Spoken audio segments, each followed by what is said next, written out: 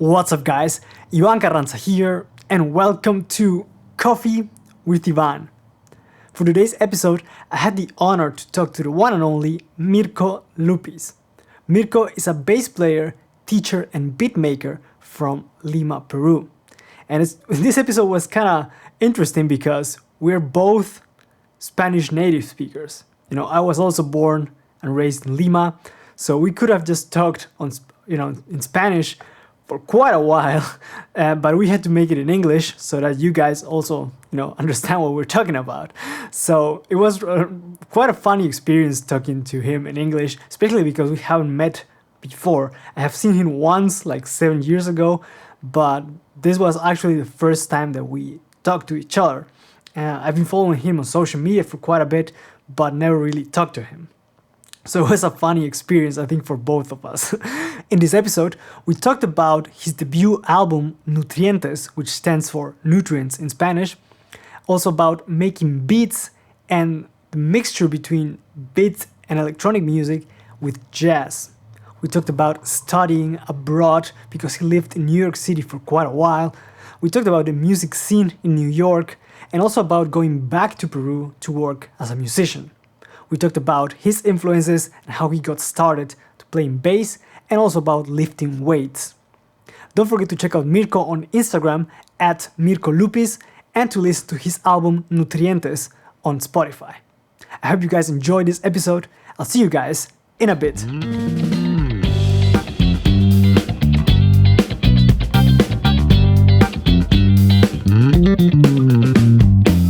You have a new album, actually. This was released like recently, right? 2 months ago. Yeah, I'm pretty excited. It's my first ever anything out there that has my name on it. So yeah, super excited about that. and I because I know you as a bass player, I was kind of surprised when I listened to it. It's just purely, it's electronic music, right? Yes. How long ago did you start making that? I mean, when did you get into making beats and producing that kind of music? It's something that grew parallel to bass, like it seems like forever, but I don't know, like since more like 12 years ago, pretty much. Like I started listening more electronic music and beats and all this produced like 2008, and I think that grew parallel to the bass, but I didn't like learn how to use the software or anything, only listen to it. I saw it like as a scene, I guess, but I was always going there, and looking for new stuff, new producers and stuff. Then I moved to New York and I started getting more serious on Ableton. And from there I started producing more and more and more. And then I came back to Lima and met all these people from the label Matraca. Mm-hmm. And I had the idea, like I've been doing all these beats and I had my first show. It was kind of earlier than that.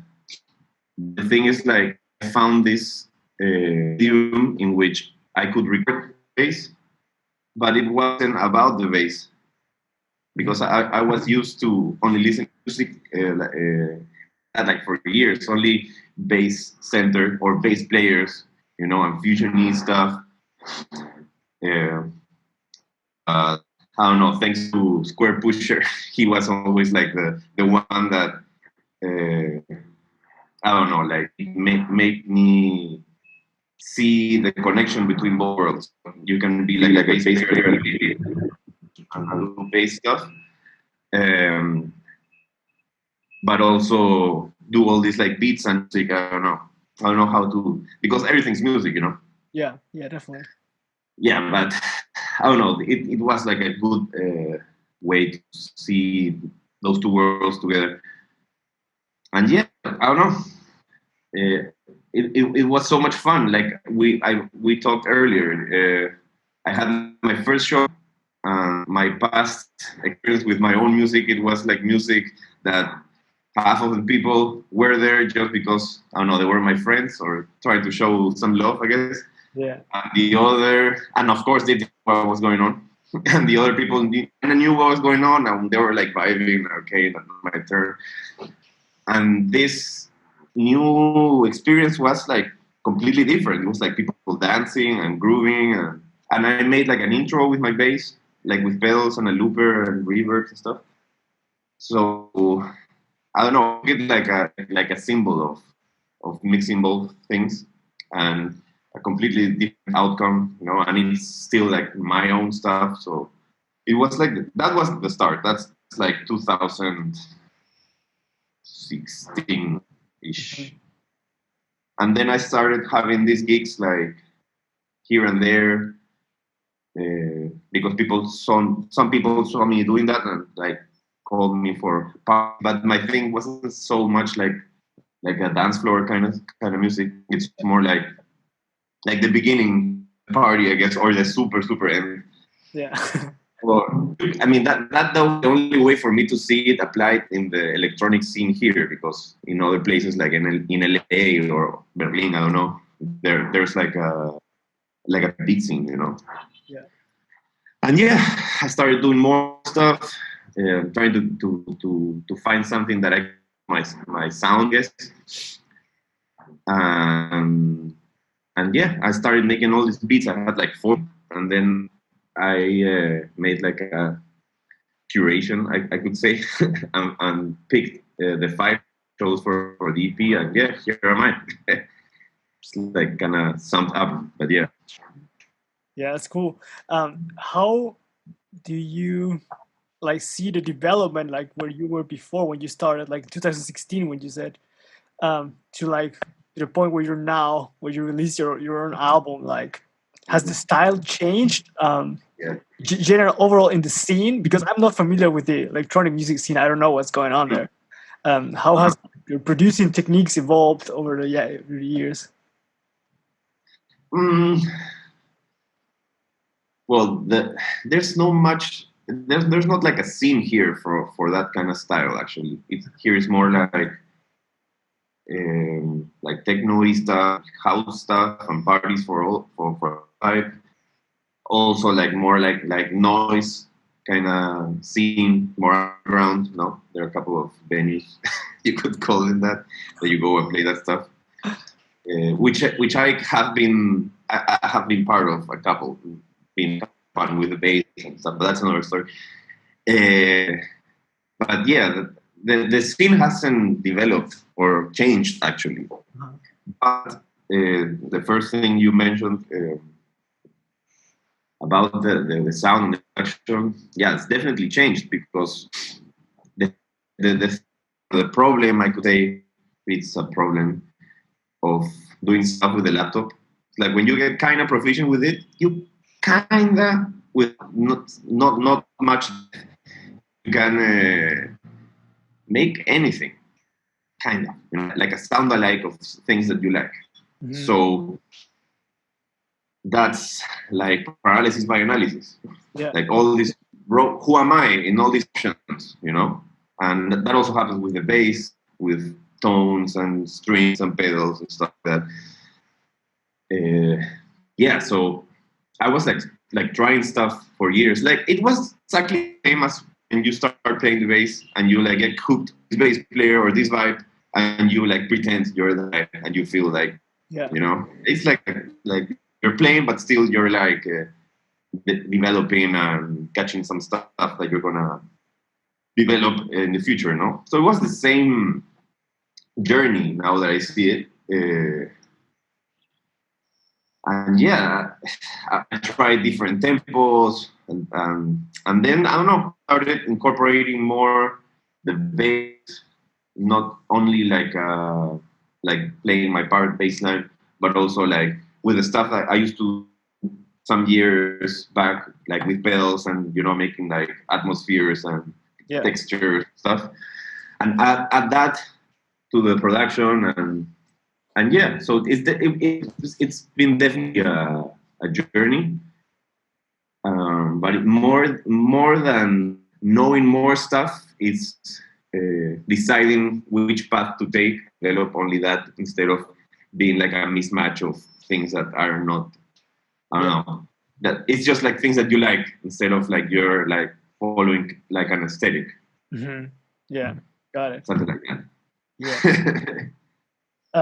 Pero antes de pasar a la siguiente cosa que te preguntar, ¿te puedes ir a las opciones de preferencias?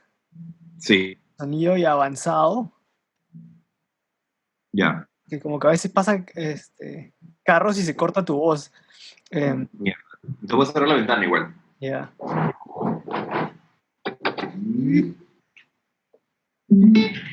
Puta, eso que estoy en el piso 10, bro. No suena. Ya. ¿Y qué pongo? Ahí hay una, no sé cómo se llama en español, hay una cosa que se llama Suppress Persistent Background Noise. Sí. Esa ponle Disable. Ya. Intermittent Background Noise también. Ya. Y el Echo Cancellation Auto. Ya, buenas cosas. Chévere. Yeah. How was it for you to move? I mean, because I moved from Lima to Germany. How was it for you to move to New York and to you know, I think you studied there, right? Yes, I studied in the Collective School of Music. How was your experience from moving abroad and you know, being surrounded by a lot of other musicians, different culture, and you know, just how was your experience? For me, the biggest thing was like humanizing my heroes, you know, because I followed all these like amazing musicians on YouTube for years, but when your only relationship with your heroes it's just like online, you feel a lot of the gaps in your head, and you start picturing people as like superhumans and stuff like that.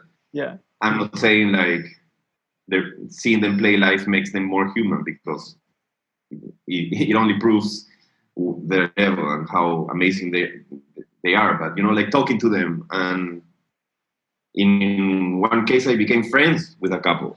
Yeah. So with Panayotis, we became super. He's visited Lima, Peru, like 3 times at least.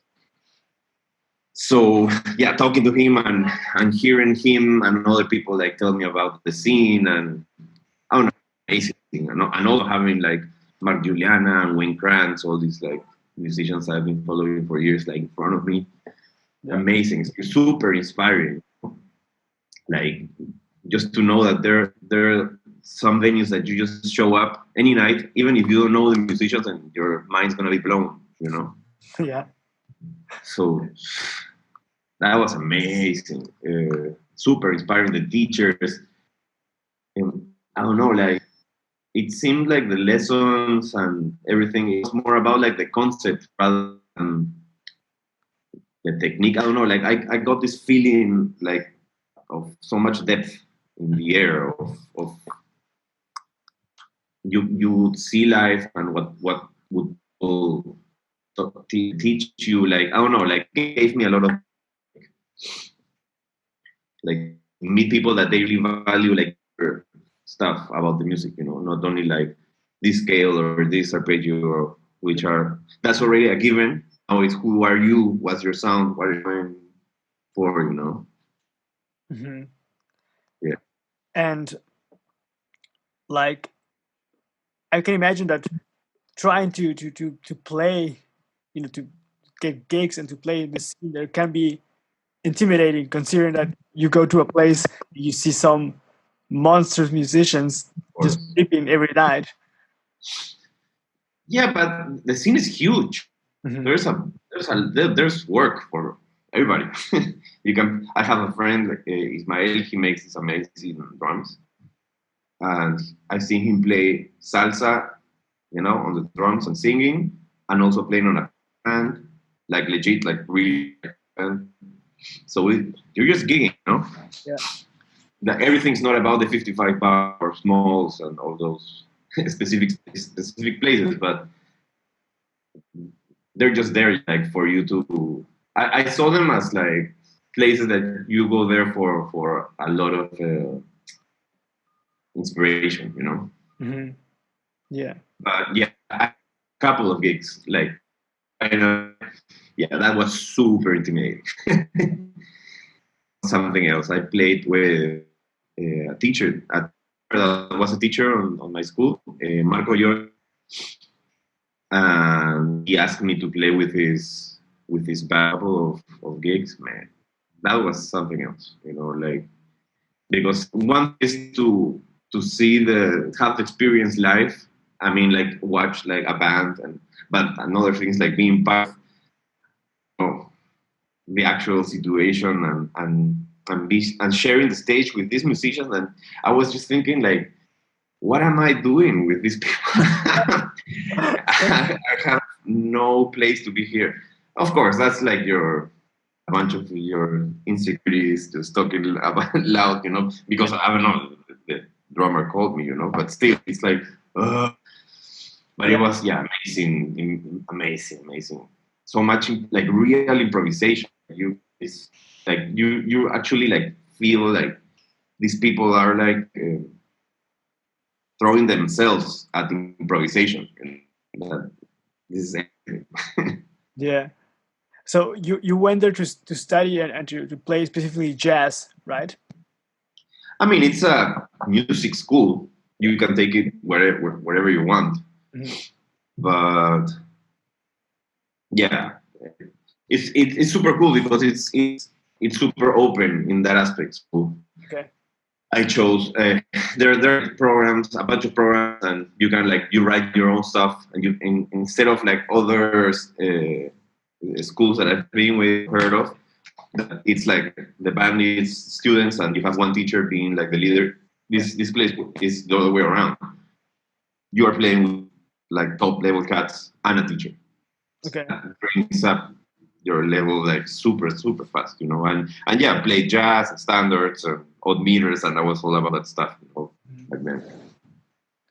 Do you play upright bass as well? No. I tried a couple of semesters. I could play C major scale, kind of I love it. I respect it, but I respect it so much that I think that you feel like a call to do it. Yeah. And I haven't felt it actually. I just feel like those kind of feelings you feel when you start playing the instrument, start studying, you should know all the standards and you should. So it's kind of like a guilt related thing with music. Yeah, it's the same. So I've noticed, and I just, it's not for me. Maybe later, maybe when I'm older, life is long.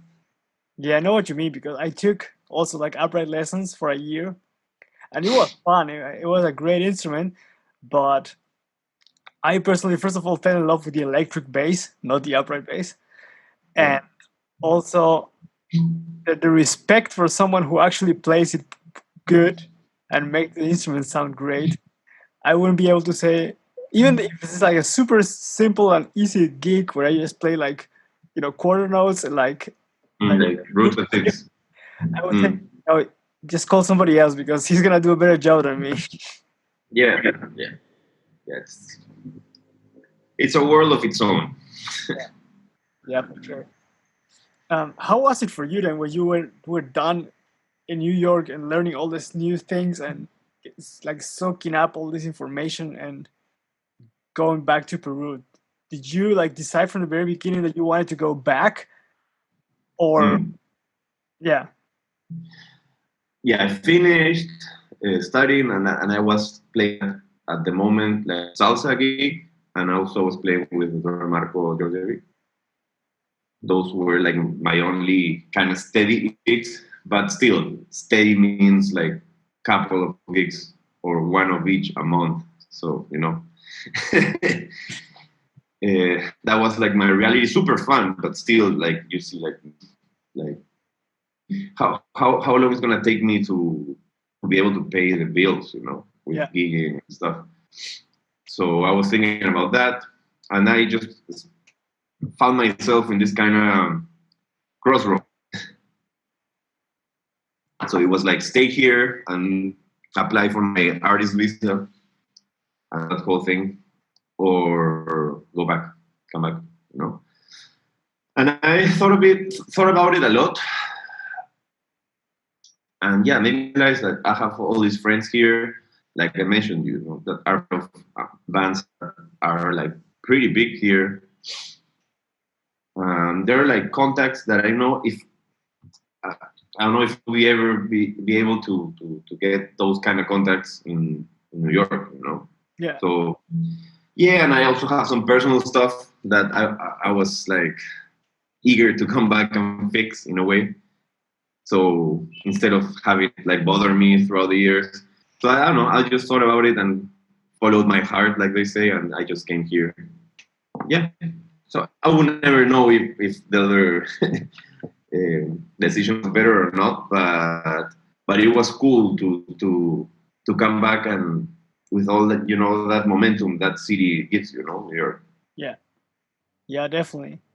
I mean, for me personally, I've lived here 7 years already, and Wow. I miss, I don't know, just being able to go to the beach just like that if you want to, because there's no beaches nearby, or just having like some Peruvian food, like this is amazing, and there's not you don't that familiar taste like from your childhood, all that stuff that helps you get you through rough times. Sometimes, like I don't know, you're alone abroad. Um, just having some familiarity there with you definitely helps. Yeah, kind of. At least it's like an idea that it would help, and it warms your heart. Yeah, But yeah, I know what you mean. That's yeah, nostalgia. You always miss home, but at the end, you always kind of know why you're not there. yeah, And yeah, you also know all the people that you miss. They're always gonna be there in a way. So each time that you can always come back for to visit, and it's gonna be a great time. And then you're gonna be like, yeah, it was amazing. Then you're gonna remember, yeah, I know why I'm not here, and then you go back. yeah, I'm like in that stage, but I never go back anywhere. I just realize. yeah. I know. I have some plans. I have some plans though. I want to go to Spain pretty soon. Okay, cool. Yes, Which city? Madrid Madrid. Okay. for a And while why specifically Spain and Madrid? because I have a Spanish passport Okay. and I've never used it. I've never been in Europe, and like my family is from there. I have some contacts, like musical contacts from there. Yeah. So yeah, I think it would be like easy transition, Yeah. because I know people that are like in interesting scenes, like kind of jazzy or creative stuff electronically, and they also have some contacts like in the corporate gig world. So Yeah. I think it would be like yeah, but it's like half, the knowing these people and also like I don't know, I have some curiosity to see like the street my grandma used to live on and stuff like that. Yeah. Well, I mean, the advantage is that for those of you guys listening right now, actually, Mirko and I are both Spanish native speakers. So, Yeah, super weird to do this in English. so he can just go to Spain and just speak normally. He doesn't have to learn a new language or anything. Mm-hmm. Yeah. Yeah, I think like the time here has been enough. I did what I set my goals to do. But yeah, I want to be better things. Yeah. And have you? I mean, of course, you guys released this album. Have you thought about doing another album just like, I don't want to call it a bass album, but something that's not related to electronic music, or is that not your thing at the moment? Where to start? For me, that production, the producing beats, it's like up to par bass. So my practice, I separate it like half. I have bass, which is everything that could be bass, improvisation, groove, timekeeping, etc. It's like I have to produce, but I see it as sharing. Like like building a broader creative experience, not experience, process. Yeah.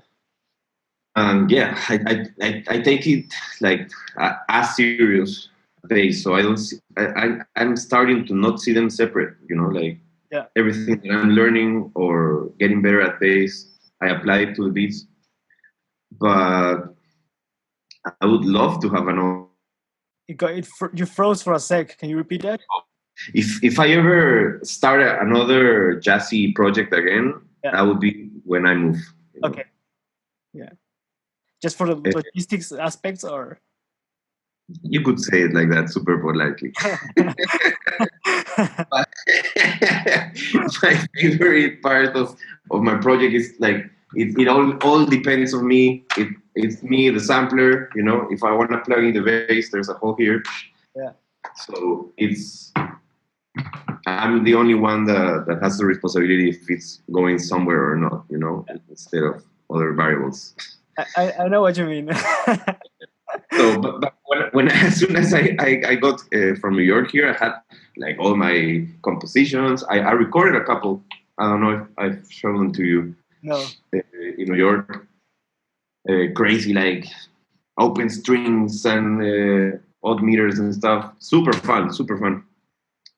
But yeah, you need a lot of practice for that stuff to sound good and to flow instead of like the hits sounding like you're in a rehearsal every time, you know. So I just preferred to start a project in which it all depends on me, you know. Yeah. But that this could be like some valuable information for some people. I had a lesson some months ago with this amazing bass player, one of my favorite bass players currently, Logan Kane. I don't know if you heard about him. He's from LA. Super creative guy, super young. He's like, I don't know, probably 10 years younger than me. Amazing cat. Amazing. And I had a lesson with him because I love how his improvisation sounds super honest. It's not lick based or this thing I prepared and I'm just changing the order in the moment. So I was asking all these questions and I asked him about how does he make all this amazing electronic jazzy stuff. Like he's taking it to another level. Like it really sounds like he has really accomplished the mixing both, you know. Mm. And he gave me this tip that I have to get started, but I think it's amazing. Like he, instead of able DAW you use to make your productions a separate thing from charts, what he does, he writes I don't know, he like a jazz tune, you know, on Sibelius, you know, and then he just exports the files to Ableton, and then he makes like a production with the synths he likes and makes beats to the composition he made. So how he comes up with this stuff that sounds like how super through composed with all these crazy sounds. Yeah, so applying to me what I've done, I got the Sibelius files of some tunes I wrote, and I'm in that process, you know. Yeah. Yeah. Interesting. Yeah, super crazy, creative stuff. I mean, I'm curious because I've seen like this whole electronic and jazz worlds like combining themselves. Mm. Why do you think that happened?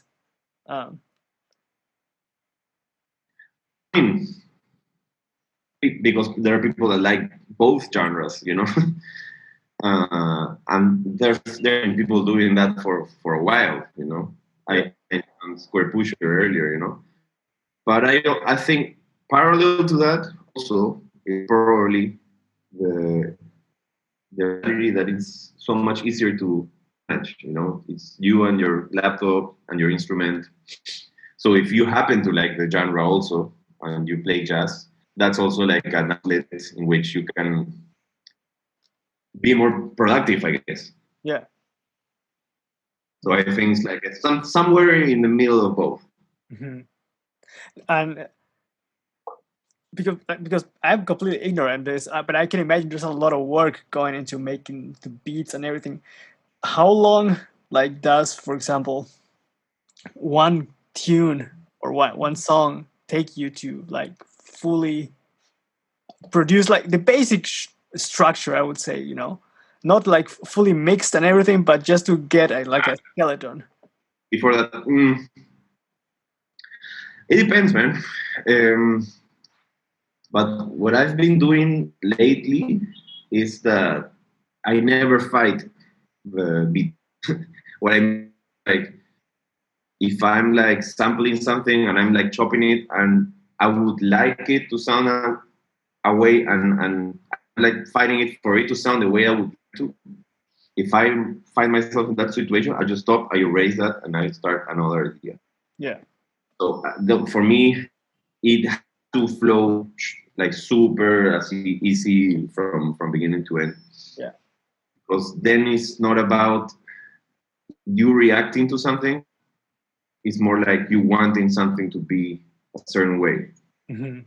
And the thing that I've learned from producing beats is like, for me, for my humble opinion, is that your truest musicality comes out when you're reacting to something instead of fulfilling an idea or a want.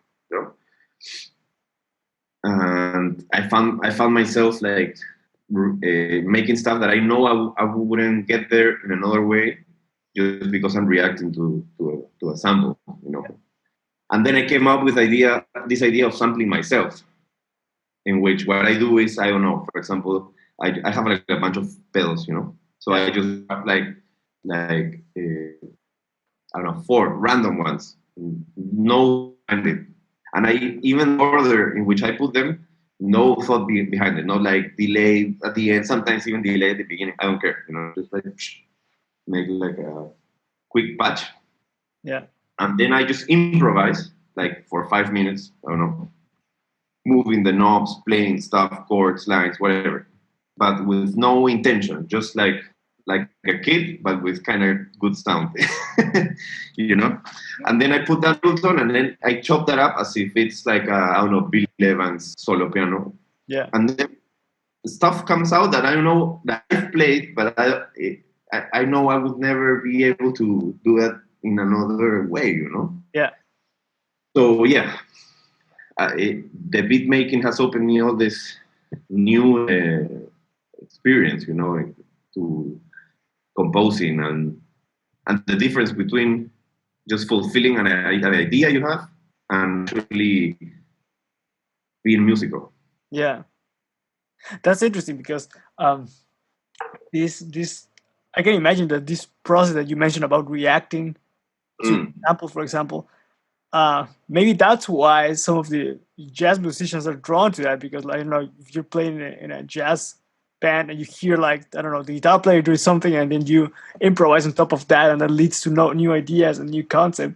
Maybe that's another reason why people are like drawn to that. I mean, I guess everybody has their own creative process, but yeah, probably. But I don't know, coming from a place in which trying the music was more like, hey guys, these are my charts, this is my note, and you're more excited of it's actually like sounding rather than it sounding good. Just like, oh, the hits are playing. I don't know, like this other process. It's like I'm saying, it's different. It's a reaction. It's like your musicality expressing itself, just like to react, instead of, oh, it would be nice to play a groove in 7 and then to whatever, Yeah, that's interesting. I think that what you said about really like playing like a kid and just not like criticizing your ideas right away can be applied to many genres, definitely. And especially while writing, like when you want to write music and come up with something, like you just said, just hit record and just go full blast and then see what comes out. And you can trash ideas, you can keep ideas. Yeah, because if you're searching for the perfect idea. Oof, you can spend. It's happened to me, probably also to you, like 4 hours, and you don't have anything. Yeah. You've tried every sound, every combination, every scale, whatever. And it's like, because you're waiting for the idea to appear. Yeah. Instead of just like don't just be like I don't know, just like I don't want to say channel. Then I sound like those like new age people. Cool with them, but I don't know, not my vibe.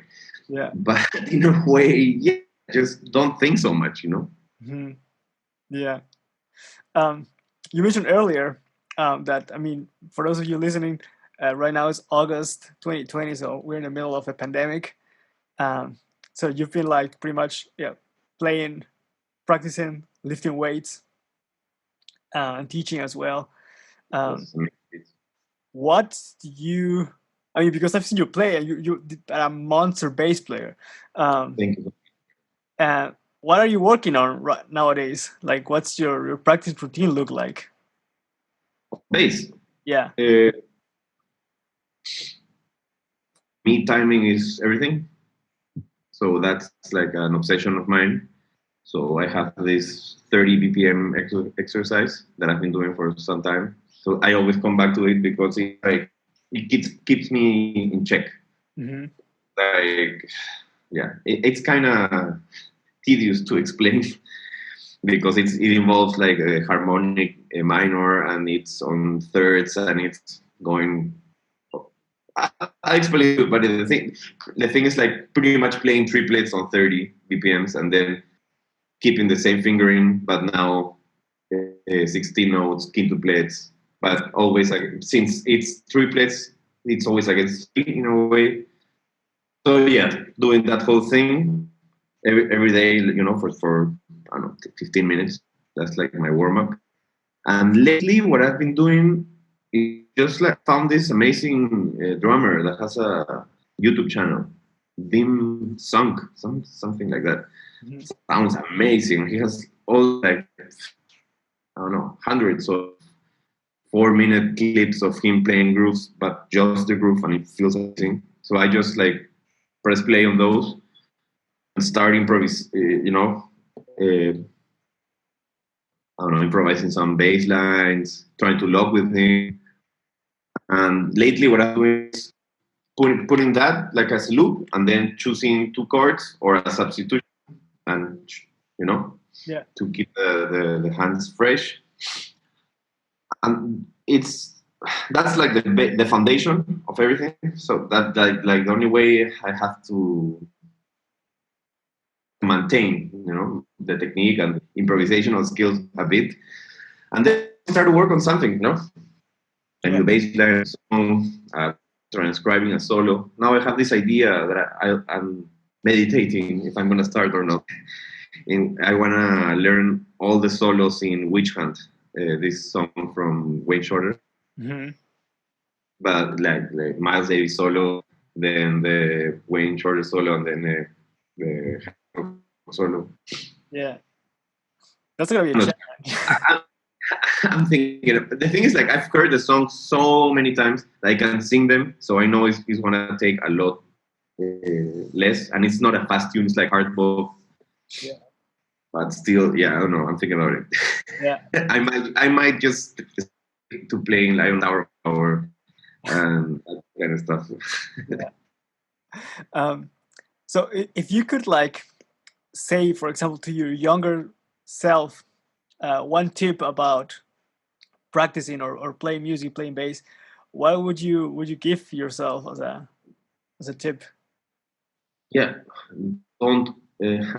Everybody says in a way, but it's like don't look for shortcuts. Mm-hmm. You know, like learn to value the basic stuff. That's where it's at. You know. Now I see like the foundation of all my, I don't know, baseline making and improvisation stuff. It's only triads. Yeah. But you know, expanding that, you know, but that comes from thinking that no, there's use this scale against this and this, and you're always trying to look for a shortcut instead of just like learning the music or arpeggios and all that. But like to find the fun in that instead of wasting a lot of time just using double thumb. Pretty much. Yeah, I remember. I mean, you also know Noel Marambio. Yes. I remember he also told me like, learn your triads and learn your pentatonic scale. Like it's like the back of your hand, and you're gonna be good. Much. Yeah. One thing that I've also been doing lately is doing that. For example, I saw a video of Corey Wong where he explains his warm-up routine, and he targets triads with chromatic movements, and that's become also my. That's it. Yeah. That's become all the sounds are sounds above the triad. That's it. And there are sounds that you definitely should play, and that's pretty much it. Yeah. But I mean, you can go through them. A major 7 on a dominant, it's kind of off, but you know what I mean. Yeah. That's pretty much it. But you need to learn how to map all the notes on your neck, and you'll be fine. Yeah. Who are I mean, because you've been mentioned, for example, Miles and Harry Hancock and all these non-bass players. Who were your influences? Like, how did you end up playing bass?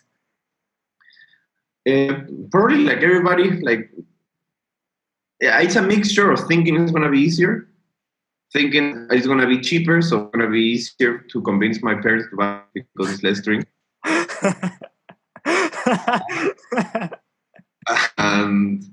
And also me, I'm like whenever I play what is it?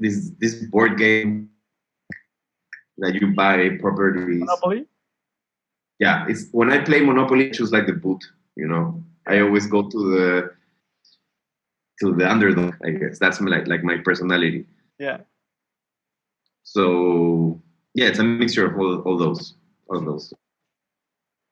And like when you were starting to play, when you were a beginner, who or what were your like influences? What motivated you to play? The first I learned was an song of Blink-182. Mm-hmm. And I learned it on an old busted guitar, that acoustic guitar that my mom used to play on church, some stuff like that was left on the closet.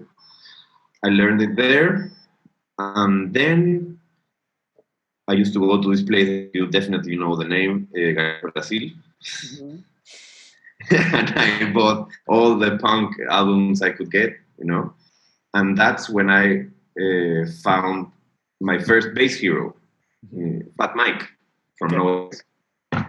That blew my mind because I heard this song "Stick It in My Eye." When you hear bass chords, and it sounds amazing. The intro is just like these chords changing, like the bass note, super creative sound. And I was like, what's that? That's not a guitar. And then when I found it was bass playing chords, it just like me being the way I'm, like always trying to do at least in my head in that moment, trying to do the weird thing on the thing that you're not supposed to. Chords on bass. So yeah. And I started, and that's probably the only thing I listened to like for a couple of years. Like my Winamp, you remember Winamp? Yeah. It was full of NoFX songs. That's it. All the albums or everything. Super aggressive tone, with the big plate, super hard. But yeah, you could tell that the guy had like a different thing other than just the normal punk bass player. He was on top of the song a lot, super interesting. Yeah. And then I found the monster, the bass player from Rancid. I don't remember his name right now. Mm-hmm. But there's this song, he plays the most amazing solo. Sounds like Chicken Pickin', but on bass. Wow. Super clean, with the pick.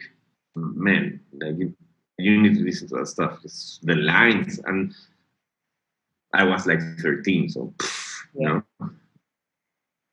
But if you were 13 by then, at what age did you start to play? Like 10? No, 13. Okay. Yeah. Okay. But yeah, all of this happened around those years, 13, 15. Yeah. And how did you move from that punk rock beginnings to getting into jazz and improvised music?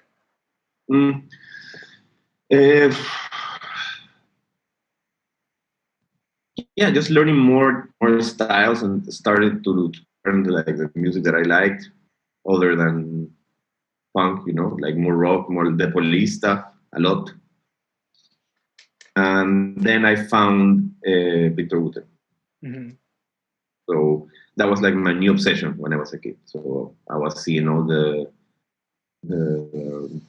instruction videos and the double thumping and the slapping, and I was like, wow. And you're a kid and you're attracted to the most like mind-blowing thing. Yeah. So yeah, and I obsessed with that and that music for the longest time. I'm practicing the thing every day, no scales, nothing, just and yeah, and that's what I started, where I started to know all these other musicians because of Victor Wooten, like Henderson. Then that opened another door, no? Yeah. I would remember the first, not the first, but one of my first experiences with other music was when I first lesson with Noel, the teacher we shared. And I don't know why he saw something in me that I need to listen to more. And he lent me all his CD collection, like one of those with the zipper, you remember? Yeah, just gave it, and it had like the most amazing stuff, man. The first time I ever heard Michelle and the Ocello. Yeah. First time I ever heard Fima Efron from Screaming Headless Torsos, but his solo album, in which I can't even find it anywhere. So super underground, super caleta. That Tony Levin, all the bass heroes. Yeah. Everybody. Of course, Jaco, the solo album. He also gave me the book of Jaco, the biography. So I just ate all of that up, Yeah. I think he also gave me that CD collection. I think so. Yeah. So we're the few blessed ones then. I was gonna ask. So, I didn't know you had taken lessons with him. I thought you were just neutral. For years, yeah. He was my teacher from 17 to 24. And then you moved to abroad, or? Yes. Okay, got it. Interesting. I didn't know that, because he also, I took lessons with him when I was, I think, 18 to 20 or 17 to 20, something like that. And then I moved here. Yeah. Monster bass player. I want to get him on the show too. Yeah, you should. It's amazing. Super nice guy, super talented, amazing sound, always working on his craft. That's a thing that you don't see often, at least on this scene so much. Yeah, amazing. Yeah. And before you took lessons with him, were you learning on your own or do you have a teacher? He was my first teacher. Okay. And other than that was just me jamming with friends, pretending that I knew what I was doing. Like playing air guitar, but with an actual bass, Yeah. Because I remember getting these instructional Patitucci videos. Yeah. And I saw him playing super, high on the neck and with super strong pizzicato. So that's the only information I got from the video. So when I was jamming with my friends, I just played and I pretend that I was. And I guess Noel helped me put that into some shape or form. Yeah, he also sent me kind of to boot camp with a lot of exercises and slap it and all that stuff. Yeah, a lot of information. Also Michel de Gucello and all the staccato playing. I definitely learned a lot. Yeah. I have this section with each of the bass players I have here on the show, which is called the rapid fire section. Hey, So you gotta pick one or the other. So P bass or jazz bass? Yes. Passive or active bass? Passive. Passive. Solid state or tube amp? Don't care. You gotta pick. Yeah, solid state, whatever. Do you prefer to play with an amp on stage or just a DI and that's it? No, amp all the way. Yeah. Which amp do you use? I have an Aguilar, the 500 watt head. I remember the name right now, the gray one. Don't hammer. Yes, and 212 hard key cap, which is just like a workhorse. It's not like I used to have a Bergantino in New York. That was something else. Nice. Yeah, but yeah, so this just like does the job. Nice. But I guess like my dream one would be, I don't know, a couple of those. Is it a 12-inch? The small Aguilar caps. Yeah. Yeah, a couple of those and the tone hammer, you know. Those are super light. Like you can carry them with your pinky. And I love the sound of Aguilar, man. For me, it's like a perfect middle between like hi-fi stuff and super vintage tubey stuff. So I love it. Yeah, great amps, definitely. Mm-hmm. Clean or overdriven bass sound? Clean. You play rounds or flats? Rounds. Which rounds do you play? Which rounds do you play? Right now, my P bass, I don't know, they're like 3 years old. For me, the better they are, the better. Jazz bass, I change them. I don't know, Ernie Ball. Yeah. You know, here we'll have all these options. Yeah. It's you can get that sticks to the gauge. That's about it. Yeah, I understand that definitely. Yeah. You play nickel or stainless steel? Nickel. Yeah, I don't understand how some people play stainless steel. It's sticky. No. I don't like it either. No. I've heard some of them that are not that sticky, like the Dunlop Super Brights, but I have tried them. So. Yeah. I would love to. They're great. I really like them. I kill the strings just too quickly, so like. So expensive. You like the Elixir or not? I don't. It was weird, right? The coating. Yeah, I mean the newer coating feels okay, but the sound is not as open, and I just I don't know. I prefer regular strings. How long does it take for you to kill a set of strings? Between 1 day and a week. Change strings every week? No, I mean I don't change it every week because I don't have the money for that. They're dead. They're dead. Yeah. Okay. And they were dead even quicker when I used to live in Lima, because the humidity there is like way too much. So 110%. Yeah. Yeah. Way too much. You prefer to have a synth bass, like a real synth, like a Moog, or a bass with an octave pedals and other stuff? I just got a Moog, a Safari, but yeah, I don't know. For me, it's always the bass thing, trying to get new sounds. Yeah. Got it. And it's always cool when you hear the bass player not sounding like a usual bass player, just tone wise. It's always like it makes you react. Yeah. Yeah. Do you prefer neck or bridge pickups? Neck, 100%. Do you play rather with the fingers or with a pick? Both. You gotta pick. Fingers. Yeah. You prefer playing club or open air gigs? Club. That's been the most common answer so far. You prefer inner monitors or to have a wedge and the amp? hate in ears. Okay. Horrible. I like it. Yeah. Yeah. 4 or 5 string basses? 4.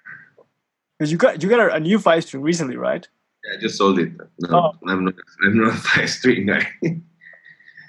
Yeah, I have a bunch of them throughout the years, but I always come back to 4-string precision or the jazz bass. Yeah. I just feel more home.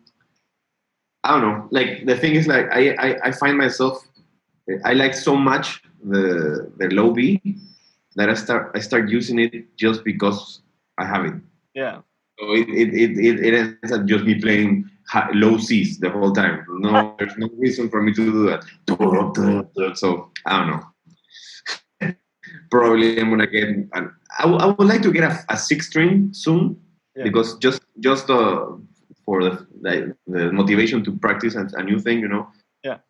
Scales throughout the neck and stuff, but yeah, I'm more a 4-string guy. Yeah, I can definitely understand that. Like that's when, like you said, there's some players that you hear them, they just banging on the B string the whole time. It sounds amazing, and you feel super powerful. Yeah. When you play that shit live, and it's like low B live, like loud music, I just feel like sucking out the air of the. Then it's amazing, but then it's too much like self-indulging. You're just doing that for that effect. Yeah. Forget the song we'll play, just open B, you know. So no, I try to be. I think I'm more musical with the 4-string. Yeah. Yeah. Do you prefer playing live or doing like studio recording? Live, yes, 1,000,000%. Yeah. Okay. Nice. And I mean, we mentioned that previously. You've been like, your day has been like, practicing, lifting weights and teaching and that. How do you, because for those of you guys who are just listening, you don't see it, but Mirko is like huge. He's like jacked. When did you get started lifting weights and stuff?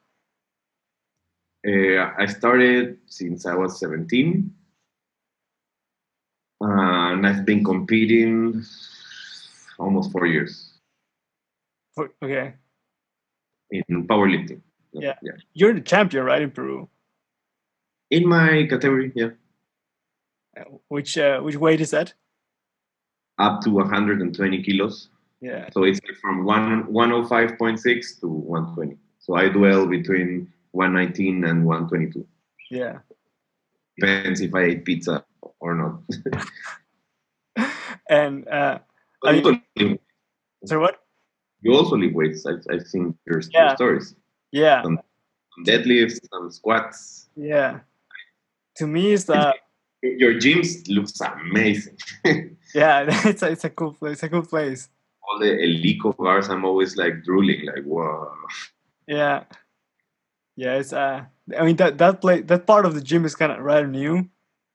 And I was like also like, I need to get there as soon as when they were building that, and I saw that. It's more like a commercial gym.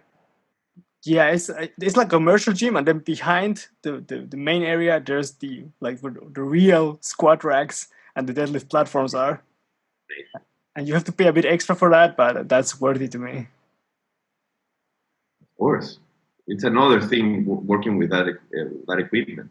Just so you know, like those kind of bars, I think in Peru there are 4. And I'm exaggerating, probably 3 in the whole country.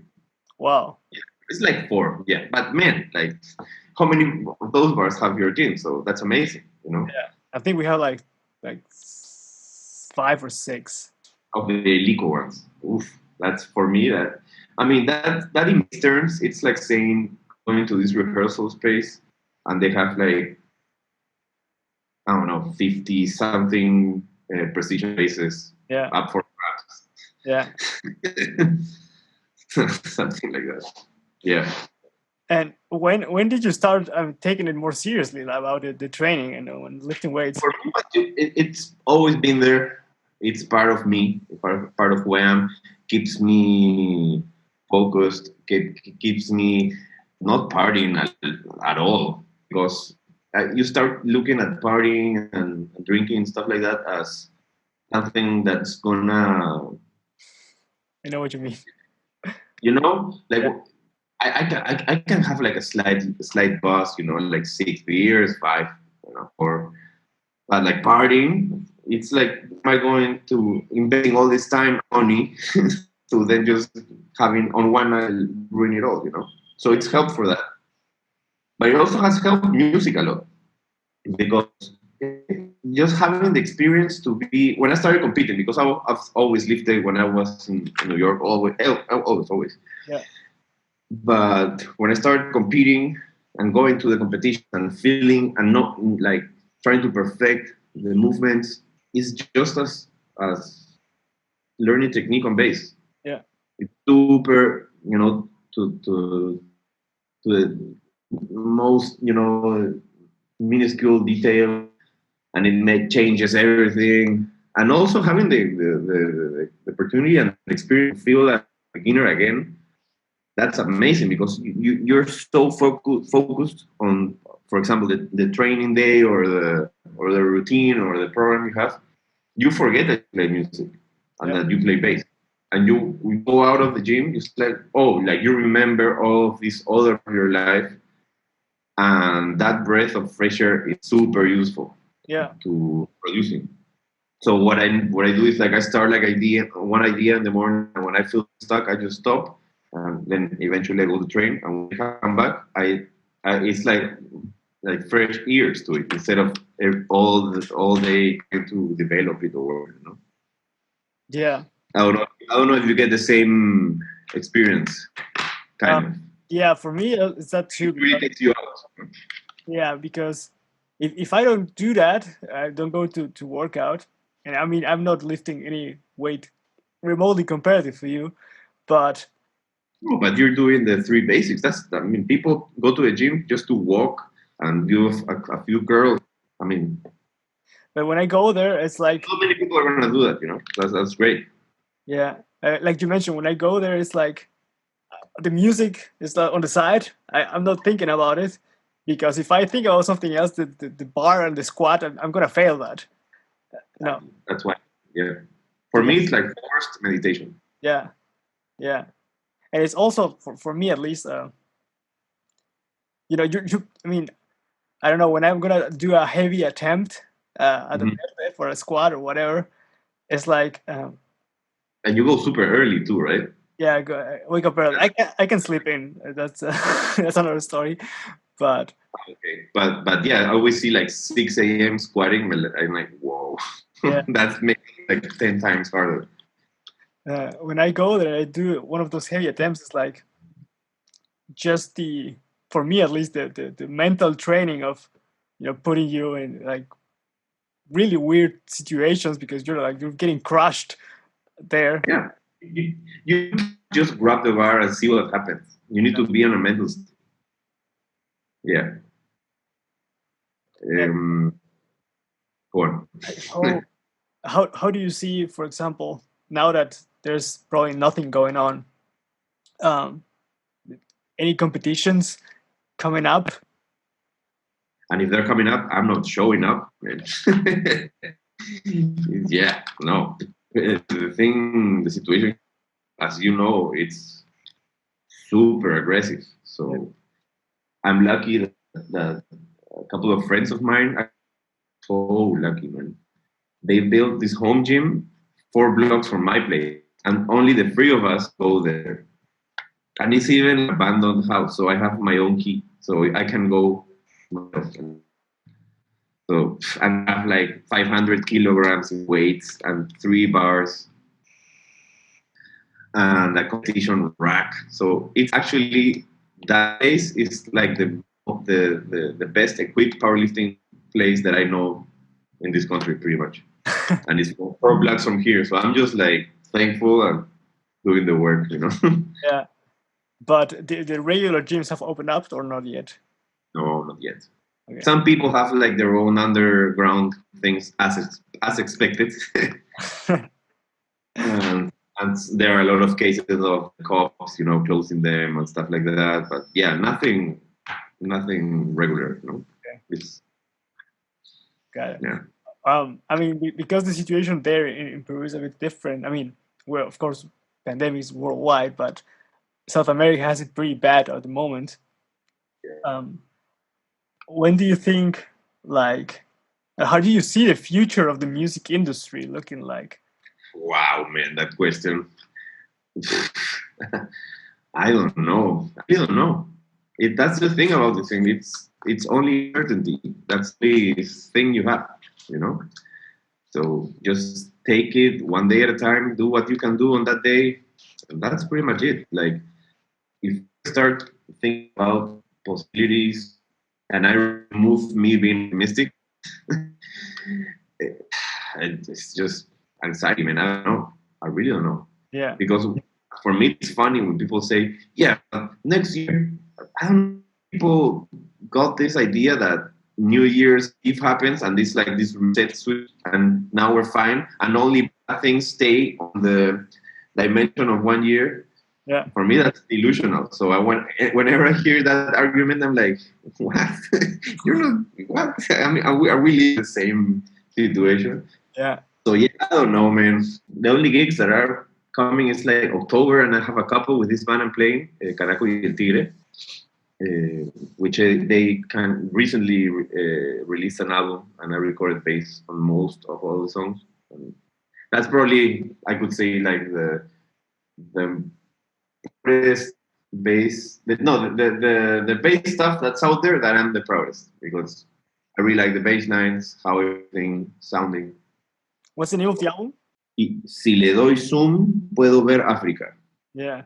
If I zoom it, can I see Africa, something like that. But yeah, I have those 2 weeks coming, but I don't even know if it's in front of people. So I'm just like doing like this and just, but like it's like kind of like being blindfolded, but continue walking, you know? That's like the vibe. Feels like that. But the thing is to be walking. If not, you're going to crash. Yeah, I can imagine. To close up, to wrap things up a little bit, Mm-hmm. What are your top 5 most influential albums? Okay. Top 5 most influential albums. Green Day, Dookie. That's also been mentioned. Of course. I mean, it's when we were, it was like the gift that every weird kid used to get, you know, because it's like, I don't know why. All my friends, all of them used to have the same album, and probably because of the same reason, you know. Yeah. So yeah, I used to listen to that stuff so much. Wow. Top 5.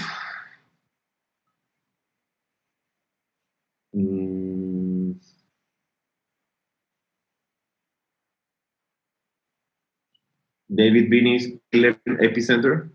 Mm-hmm. That's another one I've heard a lot. Plantation Lullabies. That's also of course. Right? We were all players.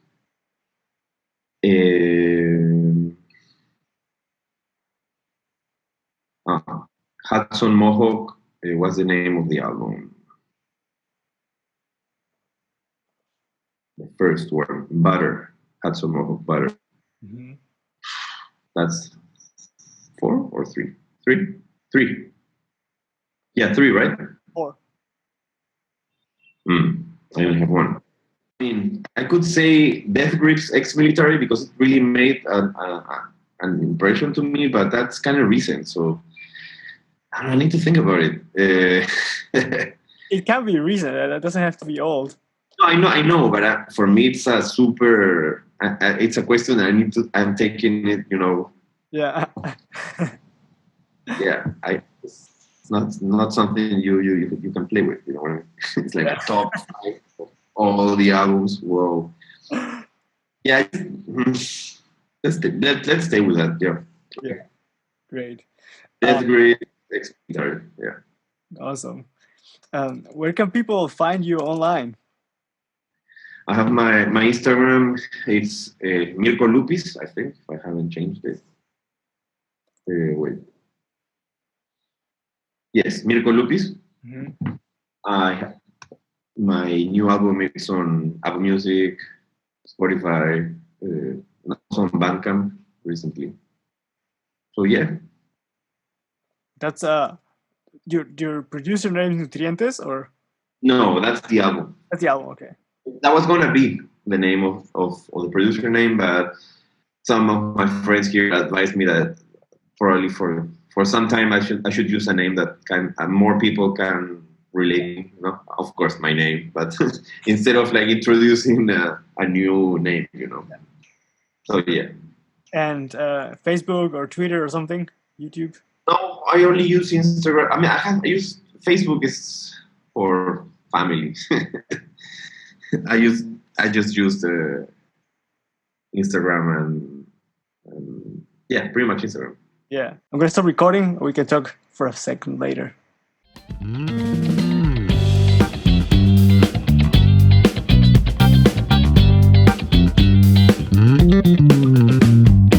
I think it was funny for both of us talking in English, like I mentioned earlier, because we could have just gone on and on and on if we had just talked in Spanish. And we actually did that when I stopped recording. I think we talked for like 45 minutes longer or something like that. But Mirko is a killer bass player, an amazing musician. So you should definitely check out his stuff on Instagram at Mirko Lupis, and also check out his album Nutrientes on Spotify. Thank you guys for watching and listening. I'll see you guys on the next one. Take care.